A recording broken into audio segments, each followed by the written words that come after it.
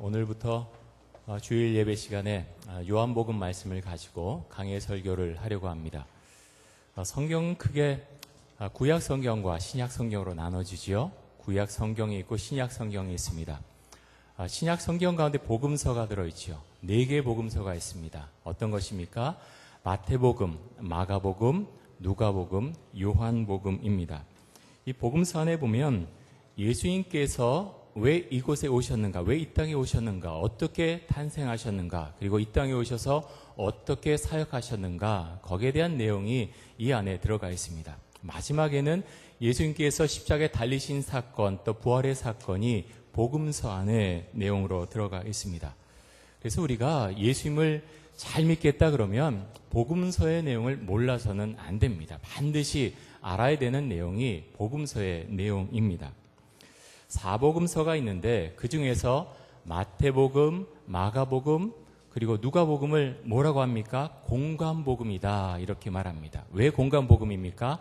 같은 관점으로 바라본 그 복음서가 공관복음입니다. 그래서 마태복음, 마가복음, 누가복음을 보면은 비슷한 그런 말씀들이 겹치는 경우들이 많습니다. 예수님의 탄생을 포함해서 여러 사건들을 중심으로 해서 내용이 전개되고 있습니다. 그런데 요한복음 좀 다르죠. 요한복음 읽으시면서 공관복음과 조금 다르다, 그렇게 아마 느끼신 분이 많이 계실 것입니다. 첫 시작부터 다릅니다. 오늘 이제 요한복음 1장 1절부터 3절까지 말씀인데 이 말씀 보면 많이 다르다는 거죠. 요한복음에 보면 그 내용을 보면 다른 사람과 대화하는 그런 내용들이 많이 이 안에 들어가 있습니다. 그리고 제자들을 위해서 예수님께서 직접 기도하시는 내용들, 요한복음 17장에 대제사장의 기도문이라는 그런 기도문이 있지요. 또 여러 니고데모와 대화하는 장면, 사마리아 여인과 대화하는 장면, 또 예수님께서 나는 양의 문이다, 또 선한 목자다, 이렇게 자신에 대해서 설명하는 그런 본문 말씀들도 있습니다. 자, 요한복음은 몇 장으로 구성되어 있습니까? 21장으로 구성되어 있습니다. 크게 두 부분으로 한번 나눠볼 수가 있는데요.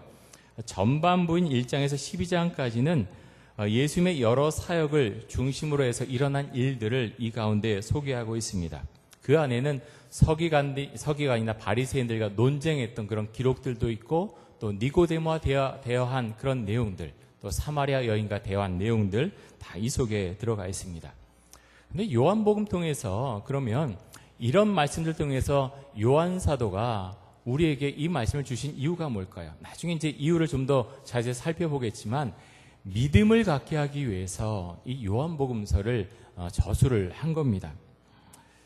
자, 13장부터 마지막 장인 21장까지에서는 예수님의 제자들과 토론한 내용들, 또 6월절 성만찬 자리에서 수많은 말씀을 주셨는데 고별 강론이라고 이렇게 부르는 말씀들입니다.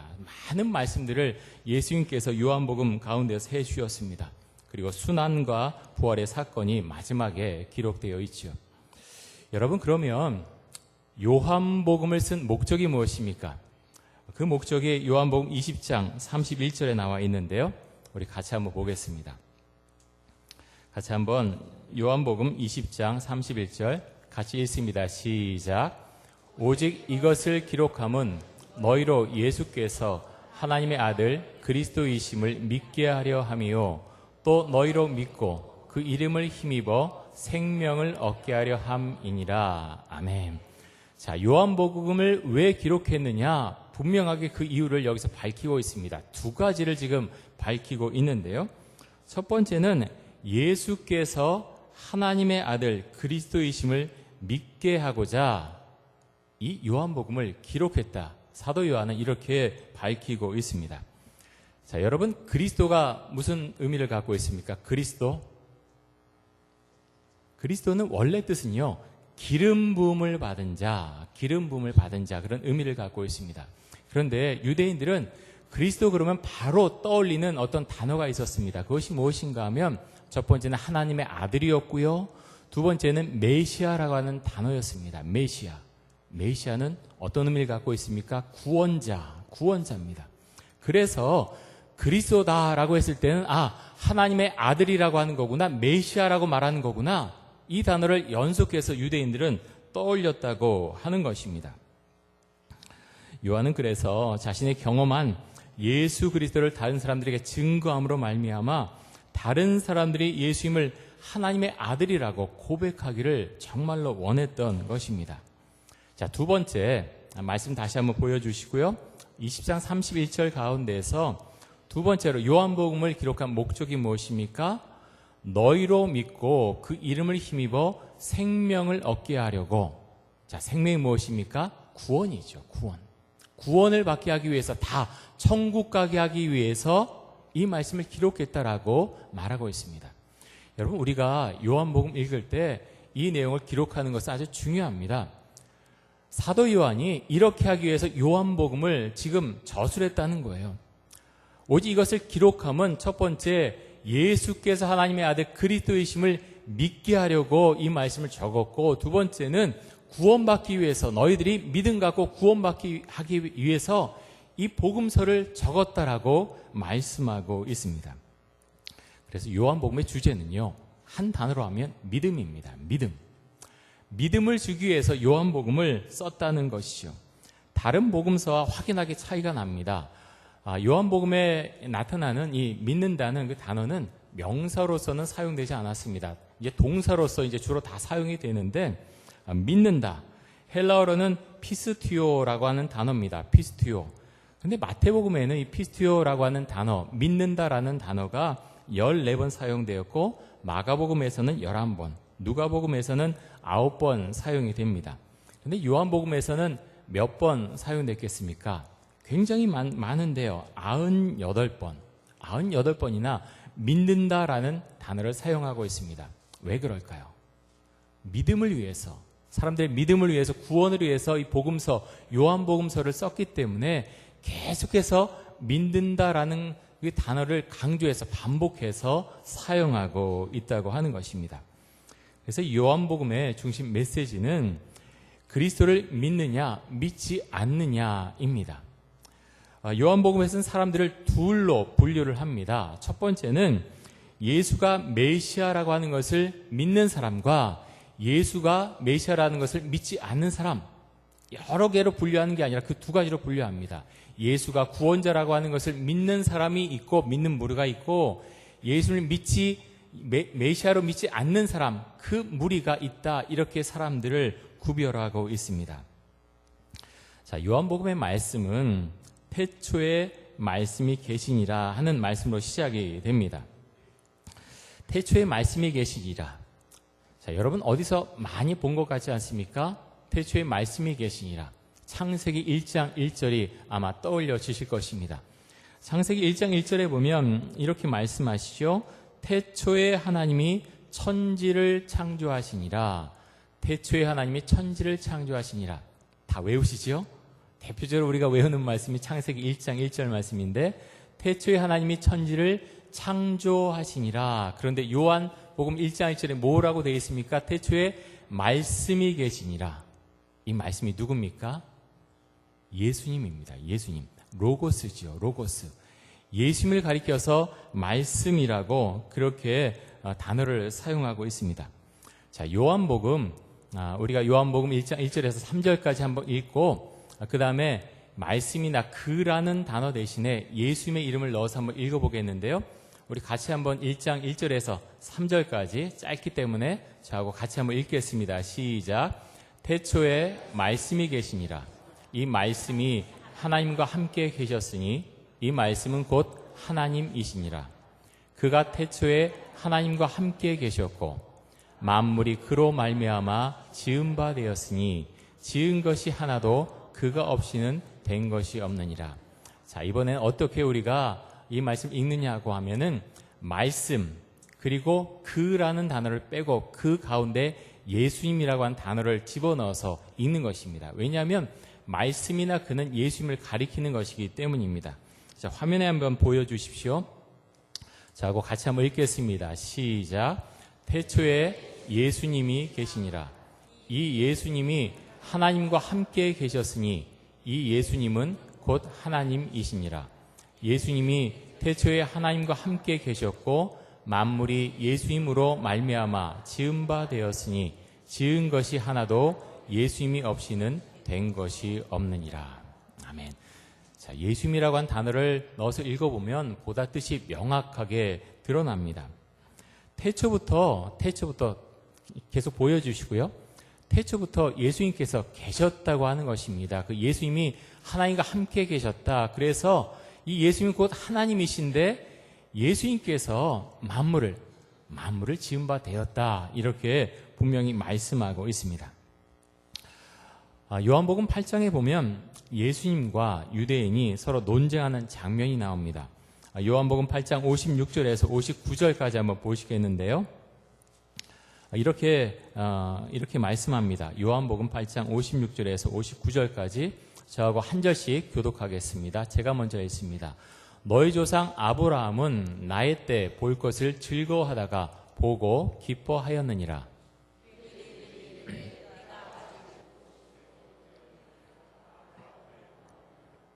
예수께서 이르시되 진실로 진실로 너희에게 이르노니 아브라함이 나기 전부터 내가 있느니라 하시니.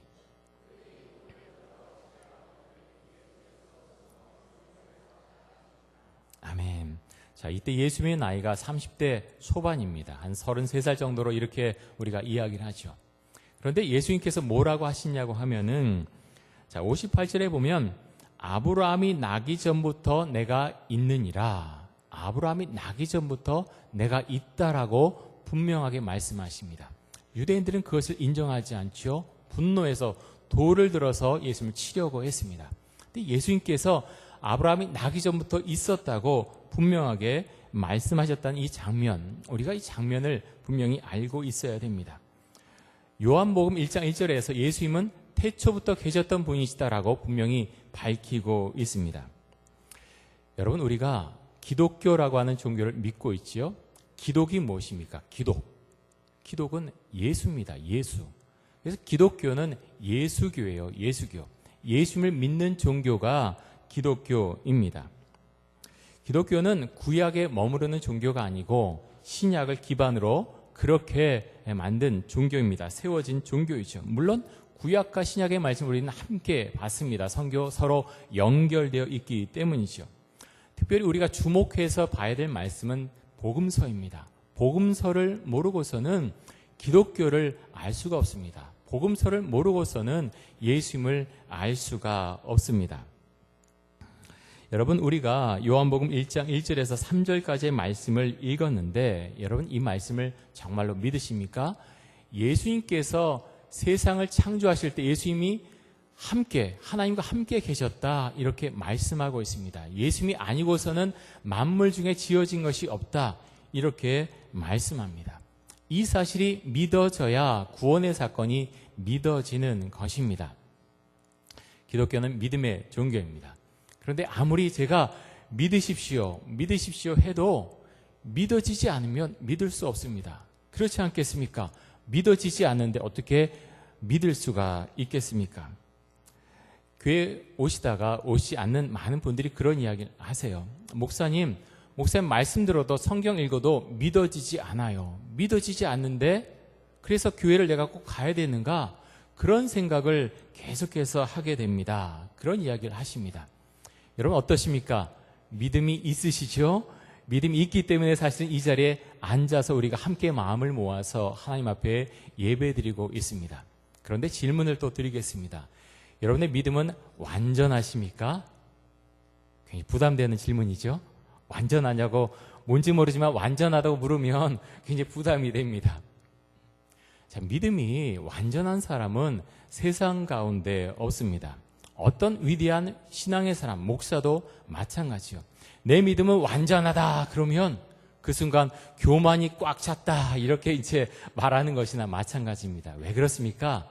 믿음이 완전하다 하면 하나님 앞에서 겸손할 수가 없는 거예요. 나는 이미 완벽한 사람이에요. 그런 사람은 기도하지 않습니다. 그런 사람은 말씀 펴지 않습니다. 그런 사람은 간절함이 마음속에 없습니다. 은혜도 마찬가지입니다. 내가 은혜가 충만하다, 우리는 그렇게 고백하죠. 굉장히 귀한 것입니다. 그런데 내가 은혜를 많이 받았습니다. 그래 다음날 내가 예기치 않은 그런 많은 일들이 일어날 수 있습니다. 우리 가족 중에 아픈 사람도 생길 수 있고, 사업에 많은 문제가 생길 수도 있고, 직장에 문제가 생길 수도 있고, 또 자녀에게 무슨 문제가 생길 수도 있고, 예기치 못한 일들이 계속해서 일어날 수 있다고 하는 거예요. 그럴 때 우리는 의심할 수 있습니다. 내가 받은 은혜가 맞는가? 하나님께서 어제 나에게 그렇게 말씀하셨는데 왜 이런 일들이 생겨나는 거지? 우리는 의심할 수 있다고 하는 것입니다. 그래서 사람의 믿음이라고 하는 것은요, 또 은혜라고 하는 것은 한계가 있습니다. 그런데 역설적으로 우리의 믿음과 또 은혜에 한계가 있기 때문에 우리는 다시 한번 하나님 앞으로 나아갑니다. 우리의 믿음이 불완전하기 때문에, 우리의 은혜가 불완전하기 때문에 은혜를 구하고자, 믿음을 구하고자 하나님 앞으로 다시 겸비한 마음으로 나아간다고 하는 것입니다. 시편 42편에서 시편 42편의 기자는 이렇게 말씀합니다. 우리 같이 한번 읽겠습니다. 시작. 하나님이여, 사슴이 시냇물을 찾기에 갈급함같이 내 영혼이 주를 찾기에 갈급하니이다. 아멘. 여러분, 이 말씀을 읽을 때 어떤 마음 드십니까? 은혜가 되십니까? 마음속으로 한번 고백해 보십시오. 은혜 되십니까? 중요한 질문입니다. 겉으로 대답하지 않으시지만 참 중요한 질문입니다. 시편 기자는요, 지금 굉장히 어려운 가운데 있습니다. 하나님 앞에 정말 손들고 나옵니다. 주여, 주님밖에 없습니다. 저를 붙잡아 주옵소서. 그런 심정으로 이런 고백을 하고 있습니다. 하나님이여, 사슴이 시냇물을 찾기에 갈급한 같이 내 영혼이 주를 찾기에 갈급하니이다. 사슴은요, 물을 찾지 못하면 죽을 수도 있습니다. 그래서 정말 간절한 마음으로 하나님을, 마치 사슴이 물을 찾기에 갈급한 같이 제가 주님을 찾습니다, 이렇게 시편 42편의 기자는 고백하고 있습니다. 그런데 여러분, 이 말씀을 묵상해 보십시오. 이 말씀이 정말 어려움에 처한 사람, 고난에 처한 사람만 드릴 수 있는 그런 고백입니까? 여러분, 그렇지 않습니다. 우리 모두가 이런 고백을 하며 주 앞에 나아가게 됩니다. 만약 이런 말씀을 보면서 내 안엔 전혀 감동이 없다, 이것은 어떤 고난을 당한 사람, 아니면 하나님을 잘 믿지 않는 사람들이 봐야 될 말씀이다, 혹시라도 그런 생각이 드시면 혹시 내 안에 은혜가 메말라가는 것은 아닌가 한번 심각하게 고민해 보셔야 합니다. 하나님을 찾는 사람이라면, 하나님의 은혜를 구하는 사람이라면 이 시편 40편의 기자처럼 하나님 앞에 이런 고백을 하며 주 앞에 나아간다고 하는 것입니다. 여러분, 우리는요, 우리의 마음은 나도 모르게 자꾸 교만해지려고 하는 그런 마음이 있습니다. 어떤 프로에서 그런 이야기를 하는데요, 사람이 말을 자꾸 하는데 그 많은 말들 중에 많은 부분들이 사실은 자신을 변호하기 위해서 말하는 것이다. 자신의 입장, 자신의 주장. 여러분, 그런가요?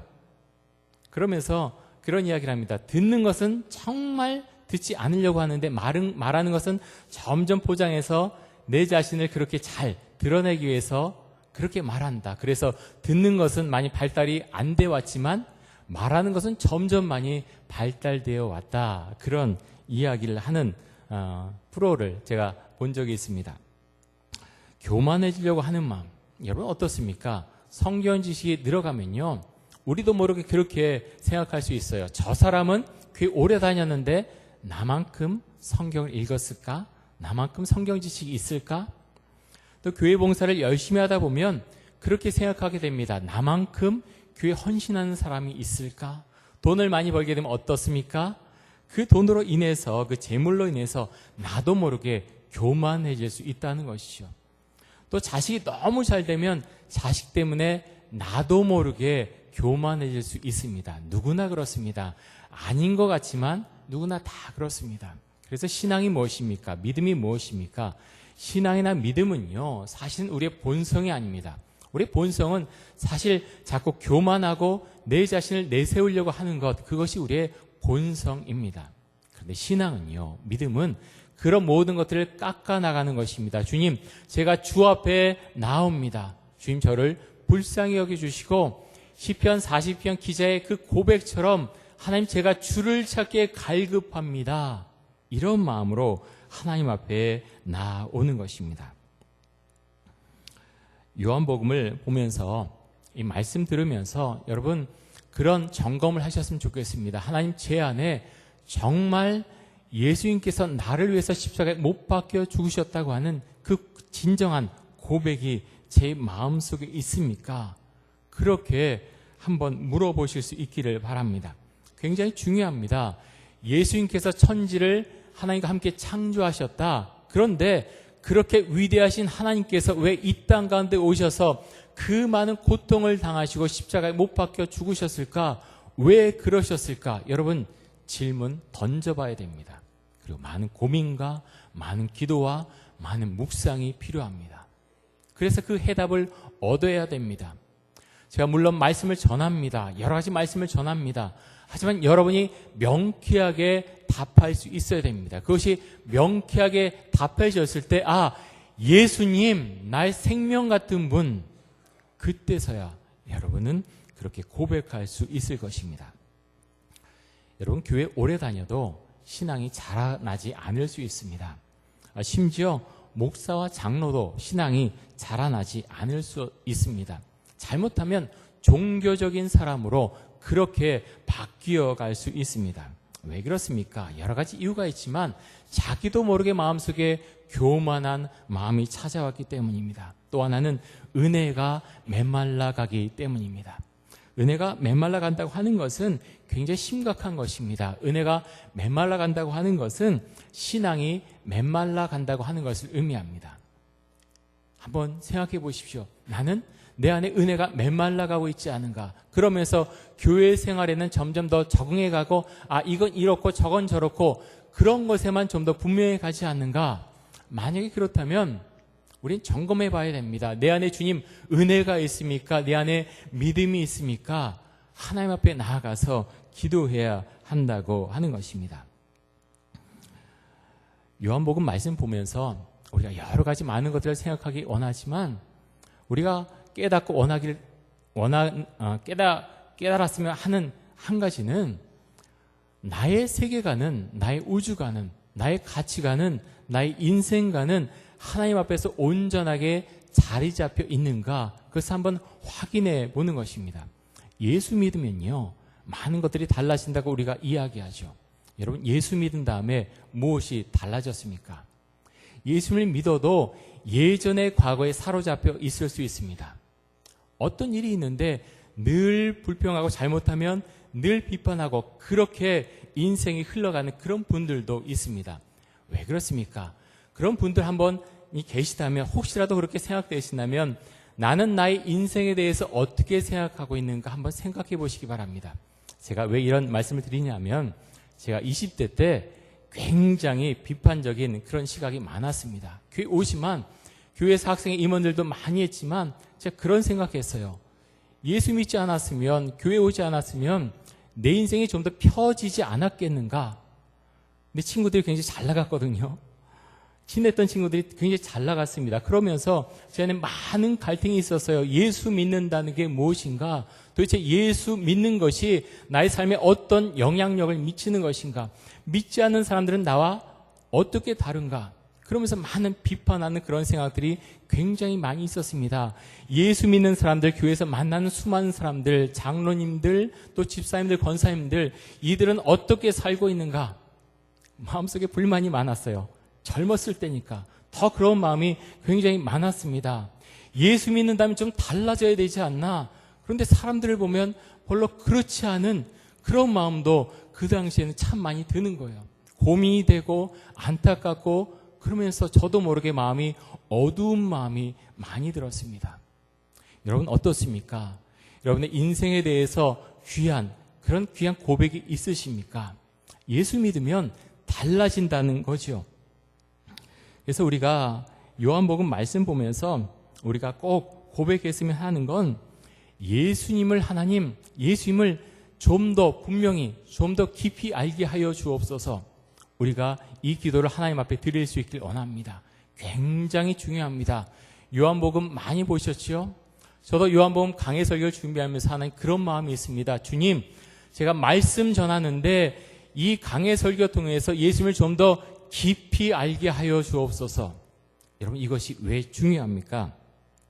예수님을 깊이 알면요, 모든 것이 변하는 거예요. 누가 강요해서가 아니라 베드로를 한번 생각해 보십시오. 예수님을 모른다고 중요한 순간에 3번이나 부인했지만 예수님을 깊이 알게 된 다음에 그의 삶은 완전히 변하게 됩니다. 죽음도 두려워하지 않고 말씀을 전하게 됩니다. 바울은 어떻습니까? 예수를 믿기 전에는 예수 믿는 사람들 다 죽어야 될 사람들이다, 이 사람들 저주받을 사람들이다, 그렇게 생각하고 예수 믿는 사람들을 잡아다가 감옥에 가두는 것을 사명처럼 여겼지만 예수님을 깊이 알게 된 다음에는 인생이 완전히 달라지게 됩니다. 여러분, 우리도 마찬가지입니다. 아직도 나의 삶이 변하지 않았다고 그렇게 생각하십니까? 만약 그런 분이 계시다면 그분은 아직 자신의 의지가 예수님을 믿는 것보다 더 강한 거예요. 예수님께서 이렇게 믿어라라고 말씀하시는데 머리로는 알지만 아직 나의 의지가 그것들을 밀어내고 있는 것입니다. 나의 생각이, 나의 의지가 예수님 알지만, 하나님 알지만 잠깐만요. 그리고 계속해서 밀어내고 있는 것이죠. 그래서 우리는 주 앞에 기도해야 됩니다. 하나님, 제 의지가 믿음에 앞서가지 않도록 하여 주옵소서. 그것이 성령의 은총입니다. 어제 제가 인터넷 사이트 들어가서 갓피플이라고 하는 곳에 들어가 보았습니다. 그곳에 만화가 한 가지 그려져 있었는데요. 그 제목이 중독에서 벗어나고 싶은데 어떻게 할까요? 이런 제목이었습니다. 그러면서 그림 중에 게임 중독, 식탐 중독, 스마트폰 중독, 영상 중독, 그런 중독에 대해서 쭉 써놨습니다. 그러면서 그 밑에 한 청년의 그림이 그려져 있는데 이렇게 써져 있었습니다. 하나님의 뜻을 알고 싶은데 어떻게 해야 하느냐고 울부짖으면서 기도하는 한 청년, 그 청년의 모습이 그려져 있었습니다. 그런데 그 다음 그림에 이런 글이 있습니다. 하나님께서 말씀하시는데, 사랑하는 아들아, 나는 항상 너에게 말하고 있지만 너는 도무지 귀를 기울이지 않는구나 하면서 성경책이 펼쳐져 있었습니다. 성경 안에 하나님의 말씀, 하나님의 뜻이 이미 다 들어가 있다고 하는 것입니다. 요한복음 15장 7절에 보면 이렇게 말씀합니다. 우리 같이 한번 읽겠습니다. 요한복음 15장 7절 같이 읽습니다. 시작. 너희가 내 안에 거하고 내 말이 너희 안에 거하면 무엇이든지 원하는 대로 구하라. 그리하면 이루리라. 아멘. 자, 우리가 예수님 안에 거하고 예수님의 말씀이 우리 안에 거하면 무엇이든지 원하는 대로 구하라라고 말씀했습니다. 우리가 이런 고백을 하나님 앞에 드릴 수 있기 원합니다. 요한복음 말씀 들으면서 여러분 그렇게 기도하시면 좋겠습니다. 하나님, 말씀 들으면서 예수가 누구신가? 그것을 분명히 알 수 있기 원하고 또 나아가서 예수님을 깊이 알 수 있도록 하여 주옵소서.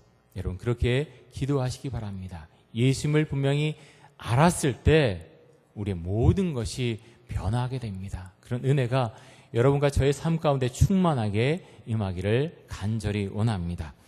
우리 함께 동성으로 기도하겠습니다. 이 시간에 기도할 때 하나님 아버지, 예수님이 누구신지 분명히 알게 하여 주옵소서.